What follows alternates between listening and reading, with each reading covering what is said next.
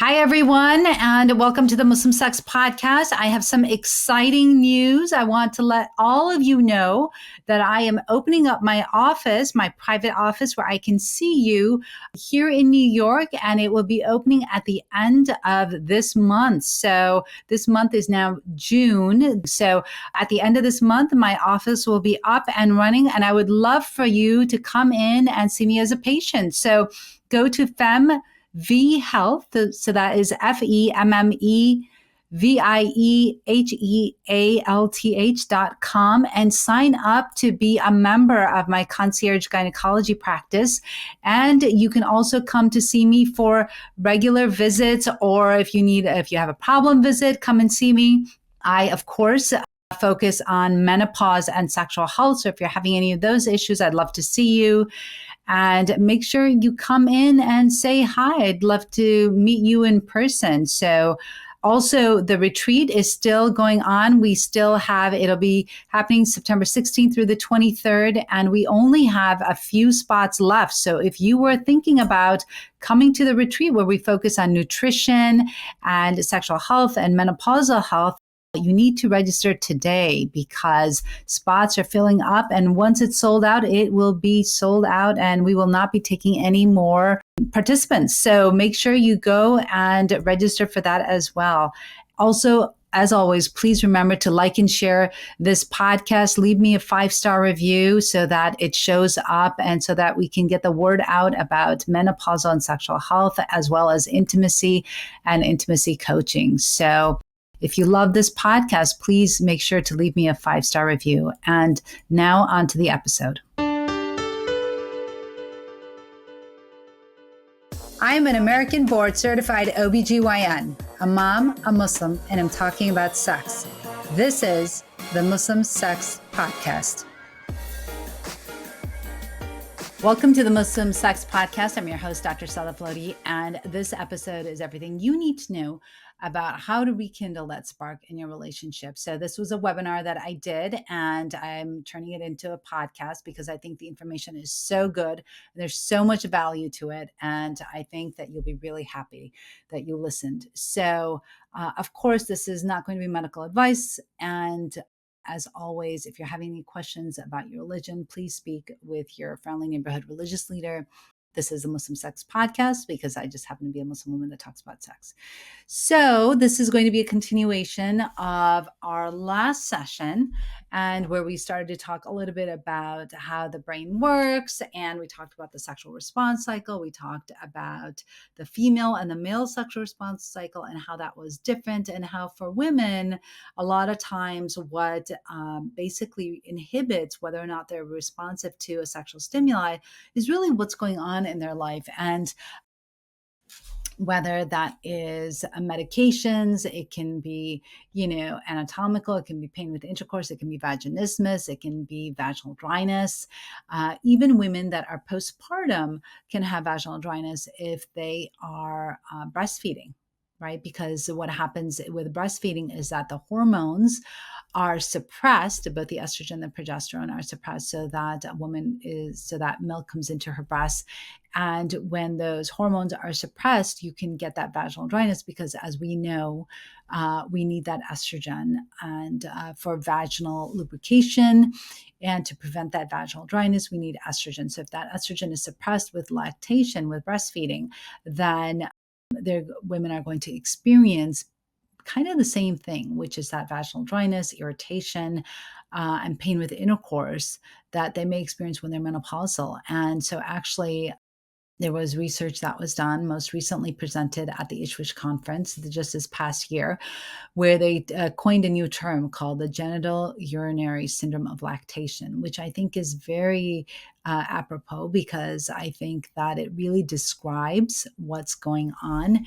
And kind of like it's like the same thing as what's happening with menopause. So really important. So if you're experiencing dryness with breastfeeding, really important to know that you can also ask for a prescription for vaginal estrogen because that may actually help you with the intercourse or even just with irritation if you're just having that, right? It's not always about being physically intimate with somebody. It's really about taking care of your vulva, taking care of your vaginal health, and really just tending to your own needs. So I think that that's really important to know.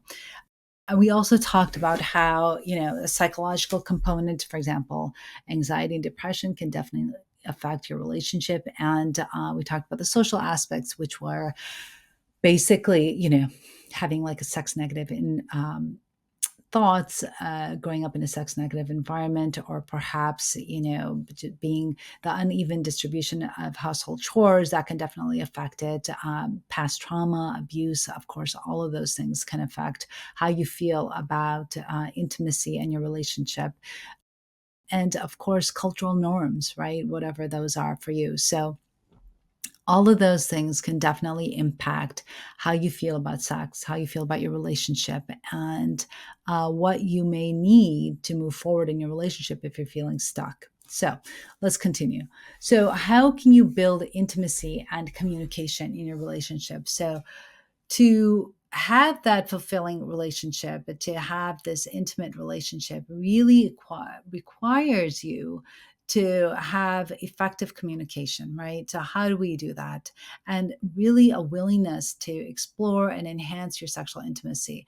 You really have to allow yourself to be vulnerable. It's hard to become emotionally intimate with somebody if that other person is not allowing themselves to be vulnerable, or vice versa for you. If you're not willing to be vulnerable, because really that intimacy, that connection, that closeness requires you to do that.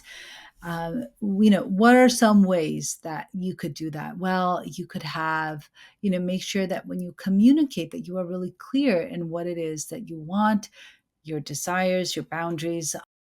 And of course, it's not like you're giving a checklist to your partner, but it's important to stress what you absolutely want and don't want. And it's really important to also know that your boundaries will be respected by them and you will respect theirs. And of course, you always want to extend the same respect to your partner, right? You also want to create an open and non judgmental space for discussion, and where negotiation and persuasion, naturally occur. And it's not about coercion with your partner. It's more about communication and just talking about your wants and needs and desires.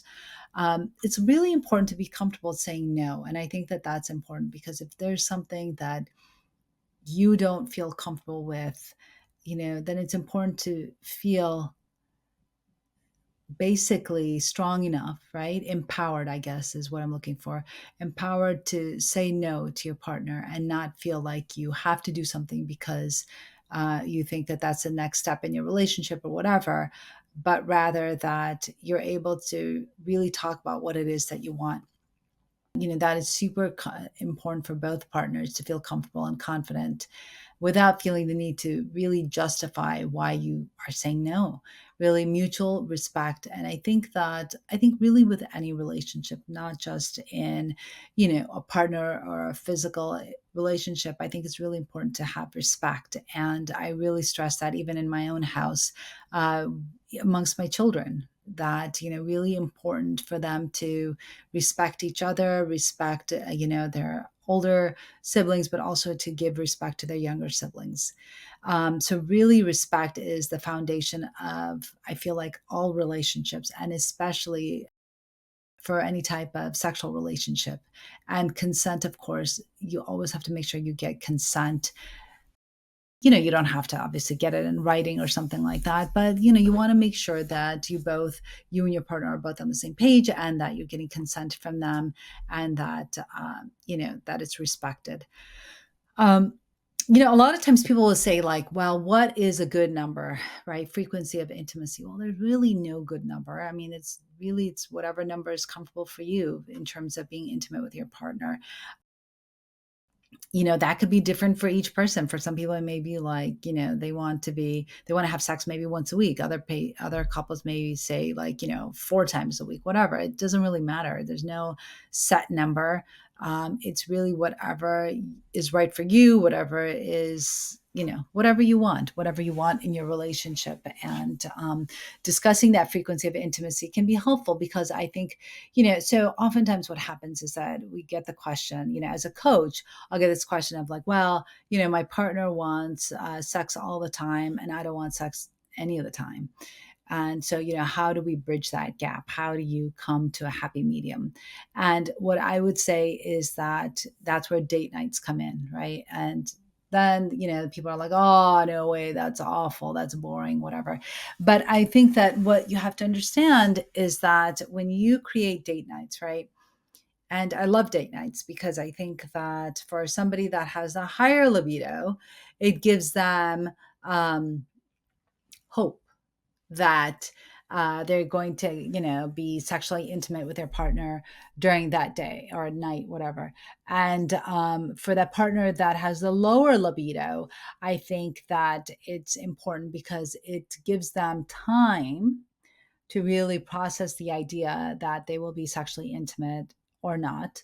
But during a date night, the thought is that you will be sexually intimate that day, and whatever that intimacy looks like for your, relationship. But anyways, so is it basically brings the two together, right? So if you have somebody that's really high, somebody that's really low in their libido, having a date night allows them to come together for a mutual night of, exploration and whatever else that they have planned that day. But and I think that that really decreases resentment. I think that decreases the burden of the person that has a decreased libido, that, they always feel like they have to be on all the time, and, or that they're afraid to give hugs and kisses to their partner because they're afraid that their partner is going to think that, well, maybe we'll have sex now. And then it just kind of creates more and more tension in that relationship and keeps moving people further away, right? If they're always worried that, oh my God, am I going to have sex today when I don't want it?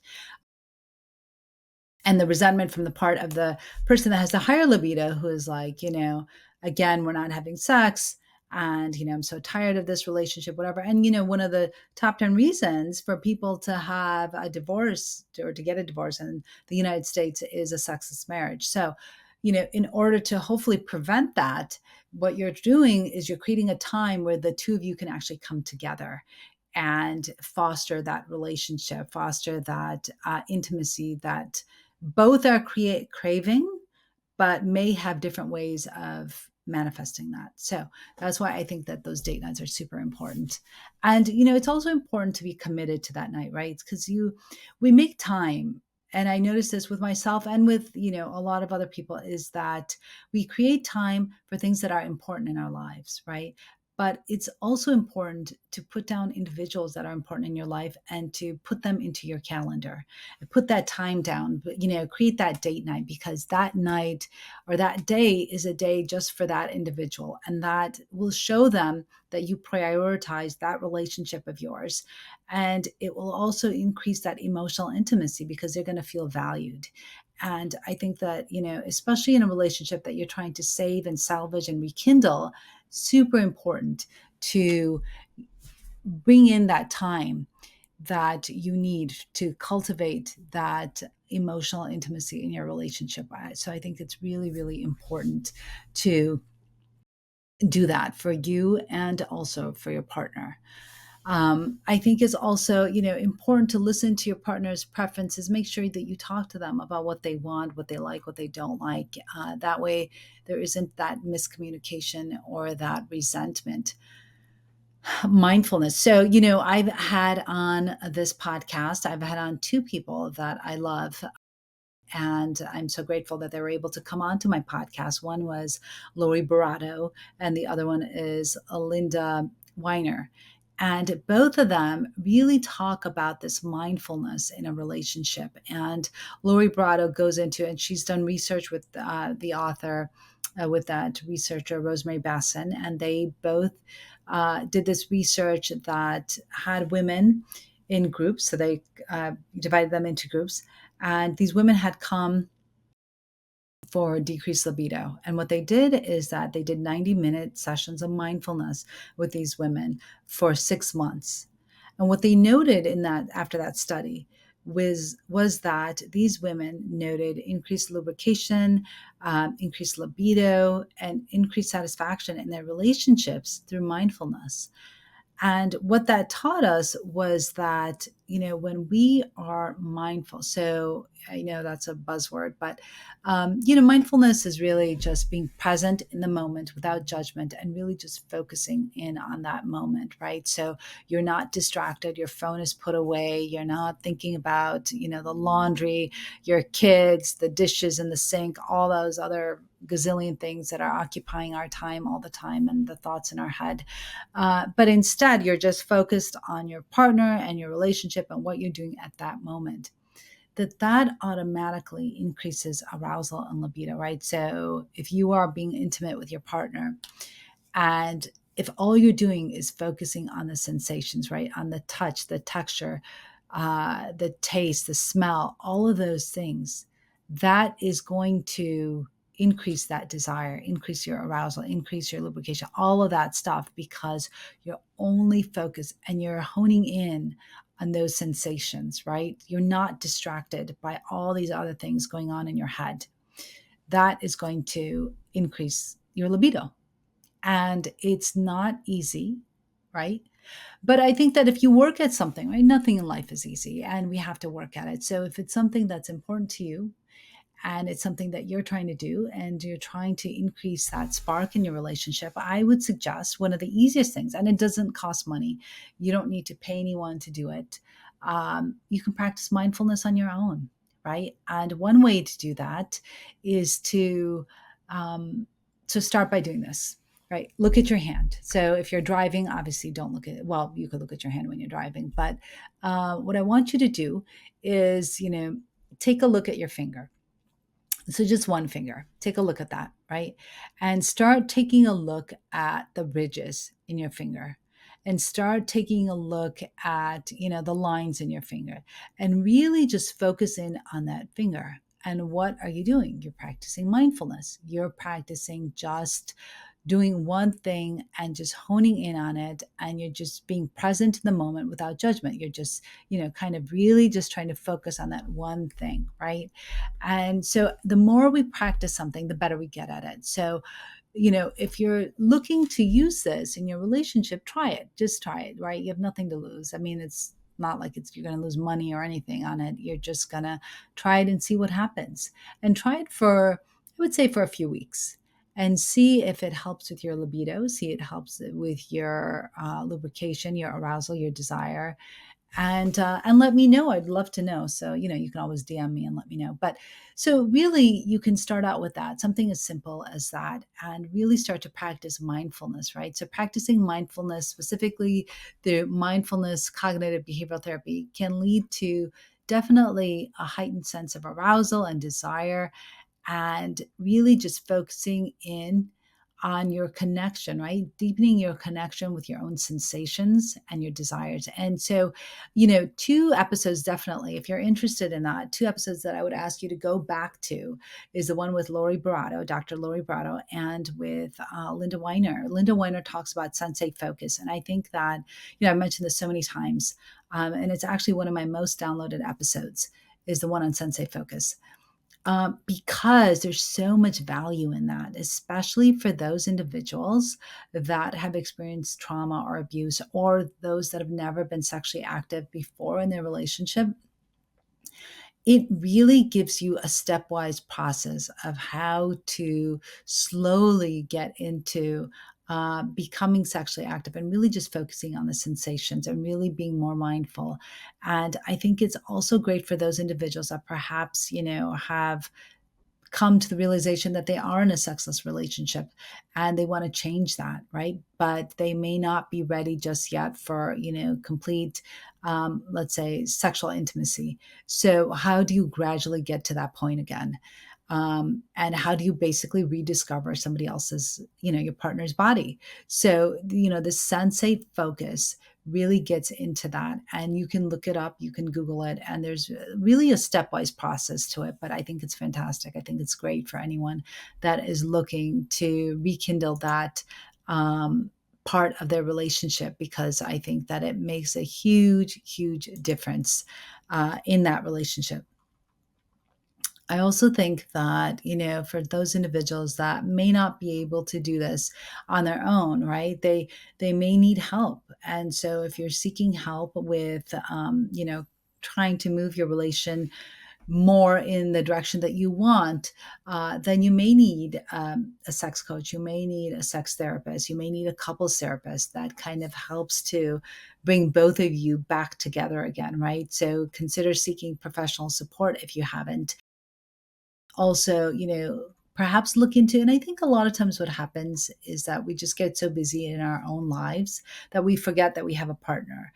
And, I think it's important to give them time. And that's where those sex nights, I meant to say date nights, but it could be sex nights.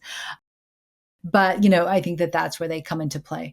But also, I think it's important to use these mindfulness techniques to bring you back into that relationship and to create that emotional intimacy that you may want and that you're seeking in your relationship. So, now let's talk a little bit about the ways that you can explore and enhance your sexual intimacy. First, let's talk about some physical affection. So, I think that something that is an easy way to increase emotional intimacy, right, is to just hold hands. You can go for walks outside. It's starting here in the Northern Hemisphere. It's starting to become, it's springtime.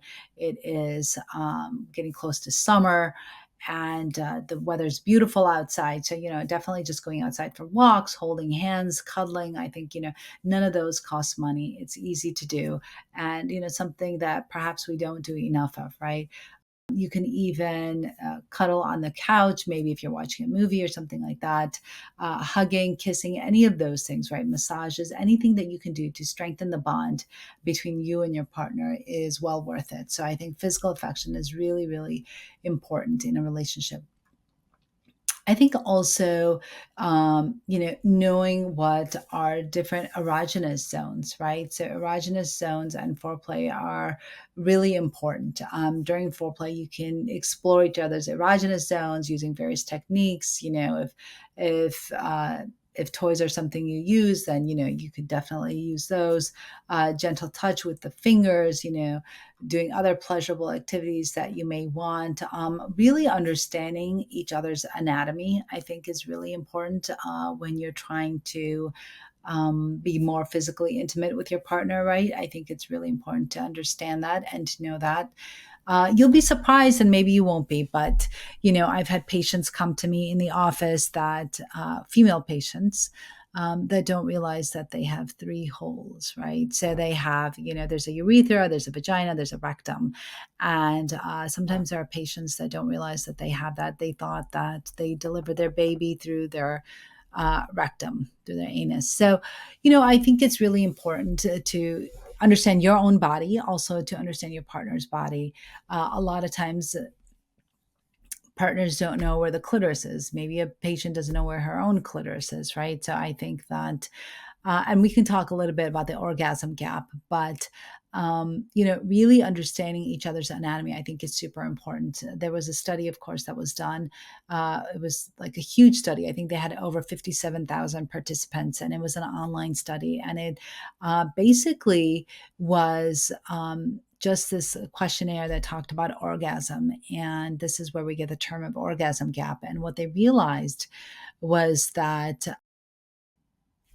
people that were in, so couples that were in heterosexual relationships, men tended to orgasm 95% of the time in a penile vaginal intercourse, right? So in the relationship, they tend to, when they had sex, they orgasm 95% of the time. Whereas women in a heterosexual relationship were only able to orgasm 65% of the time. And that's what's considered the orgasm gap. And the reason why they noted that was that a lot of times, partners are not familiar with each other's anatomies.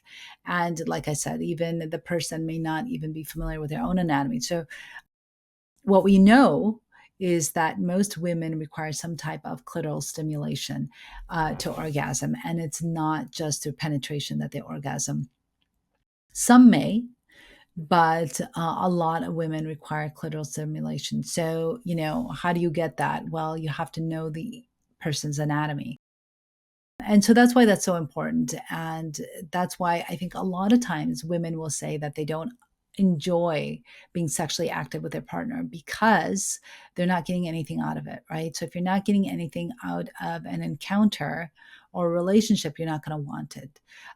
And I think that's why when I told you in my last episode about my friend that said that, when her partner wants to have sex, she just says, okay, she just sees it as a chore and was like, whatever, just hurry up, get done with whatever you need to do. And then I'm done because she's not enjoying it. Well, it's probably because, perhaps she's not having an orgasm and maybe that's what she wants. And so, if she's not getting anything out of it, she's not going to want it. And it just becomes a chore.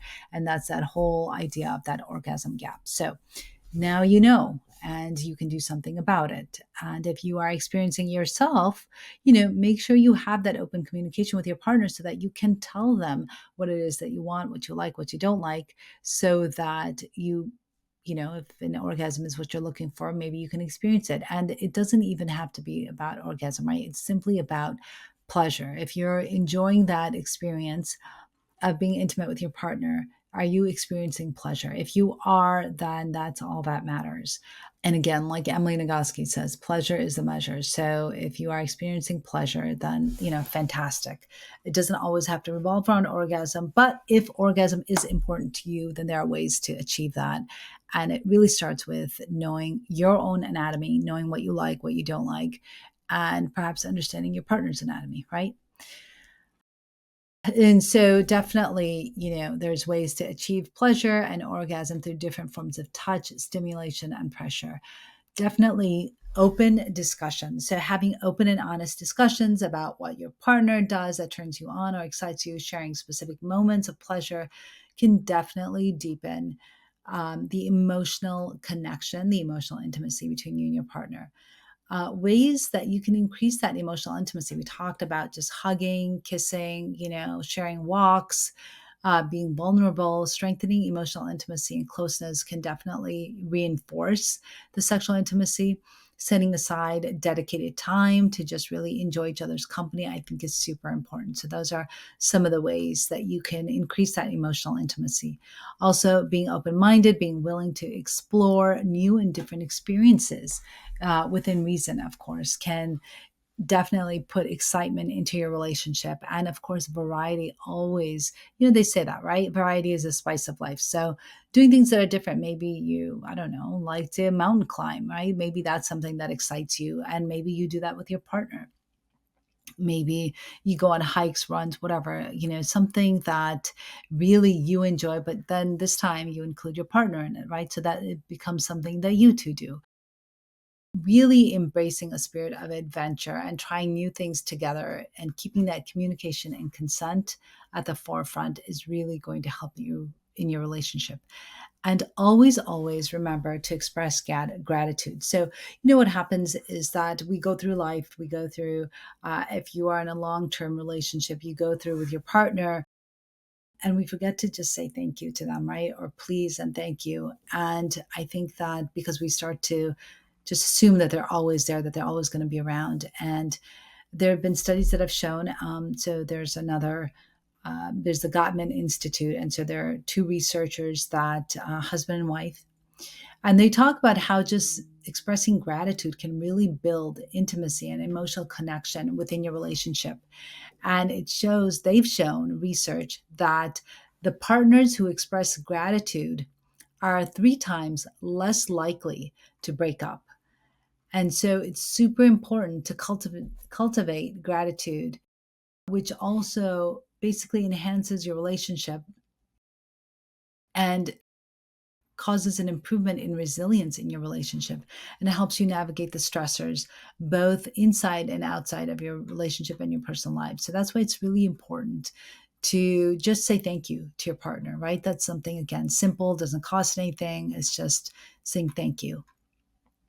And by putting together these practices and exploring basically your sexual intimacy with open communication and mindfulness and support, you really can enhance your connection with your partner and start to reignite that spark in your relationship.